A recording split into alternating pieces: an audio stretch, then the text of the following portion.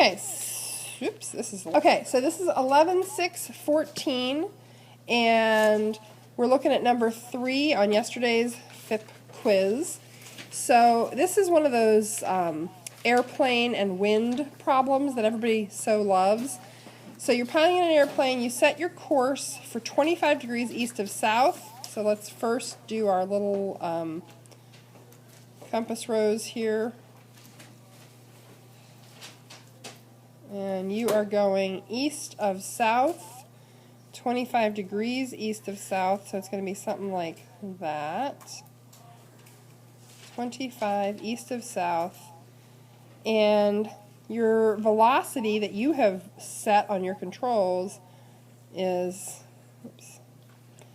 89 kilometers per hour. And I'm not writing this with correct sig figs in the problem. And that 25 is hard to read. I apologize.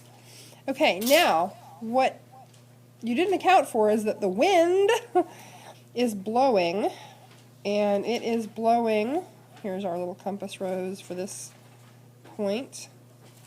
The wind is blowing at 10 degrees east of north. I'm going to have to get rid of that for space reasons. So east of north, 10 degrees, that's a really shallow little angle.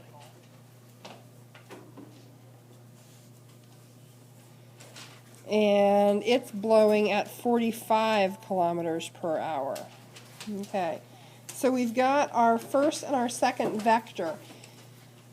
To get our resultant, of course, we're going to join the tail of the first, to the head of the second.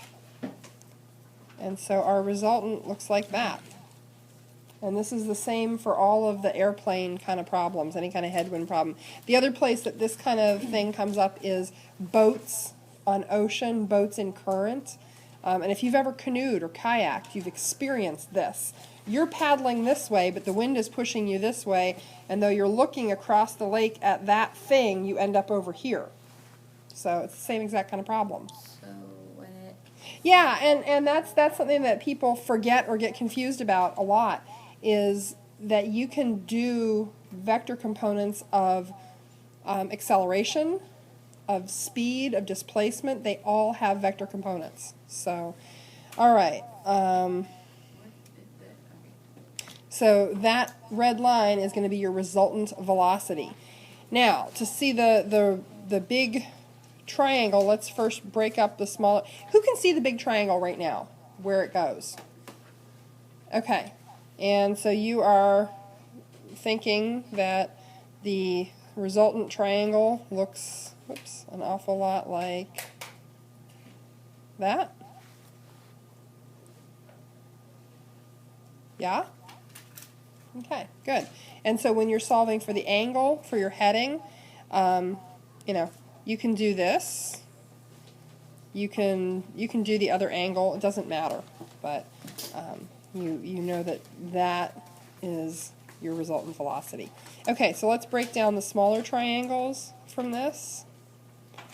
We have this first triangle has a y component and an x component.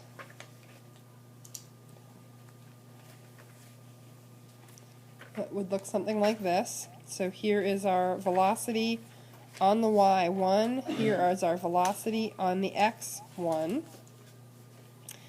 And sine of 25, because that 25, the x component is opposite the 25-degree angle.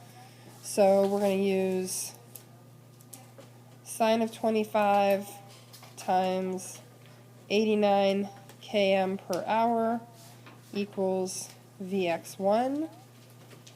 Okay, so we get 37.6130 on and on and on and on is equal to Vx1. And if you look at the visual of that drawing, I mean, it's not drawn to scale, but I try to approximate scale.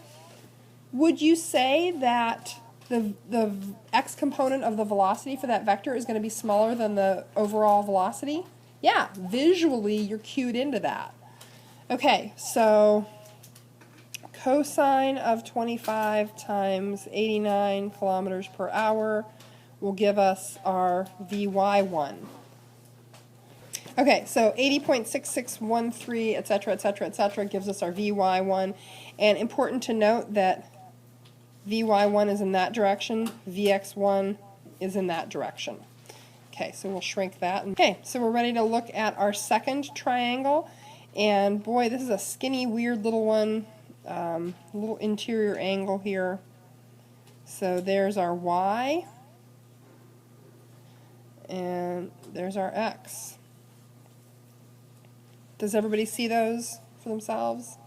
Okay.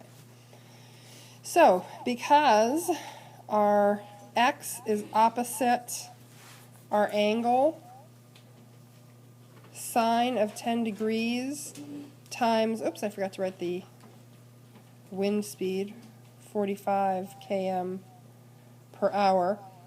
So, sine of 10 times 45 kilometers per hour is going to give us our Vx2, and cosine of 10 times 45 km per hour is going to give us our Vy2.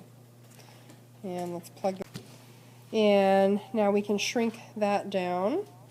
So now we're ready to figure out, oh, and it's important to remember that this y component is upward and this x component is eastward. So the x components are heading the same direction, the y components are in opposition.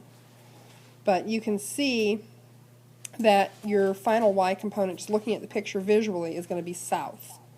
So that's part of why having the arrows on your vectors is so important, because you can visually tell that overall y component will be towards the south. Okay, so now we're ready to work with our overall. So we have Vx total and Vy total. Vx total equals, and I'm not going to bother with color changing here, is equal to the Vx1, which is that way, plus Vx2, which is also that way. And Vx total is equal to 45.427, etc., km per hour. Vy total is equal to Vy1 plus Vy2. And the important part to remember here is that Vy1 is south, Vy2 is north. So we'll have to make one of those a negative or subtract them. We just have to visually remember that. So I will write this one out because of that little complication. So we have 80.66, etc., km per hour, plus, and this is negative 44.3, etc., km per hour. So Vy total is equal to 36.345, etc., km per hour, and that is south. Okay. So now we're ready to find our resultant after all of that.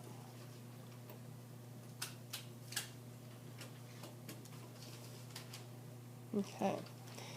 So we know that our resultant velocity is equal to the square root of Vx total squared plus Vy total squared, and resultant velocity is equal to the square root of 3,384.59, etc., and that's km squared per hour squared. So our resultant velocity is 58.177, etc., km per hour. So now we just need to find the heading. And if we look at this triangle, the opposite side is our Vy, and the adjacent side is our Vx. So theta is equal to the negative tangent, inverse tangent, of Vy total opposite over Vx total adjacent. And what that gets us, okay, it gets us a number that's 38.66233 degrees. We have to figure out what the actual heading is, though. So if we're looking at this triangle, and we're looking at this angle, that is south of east.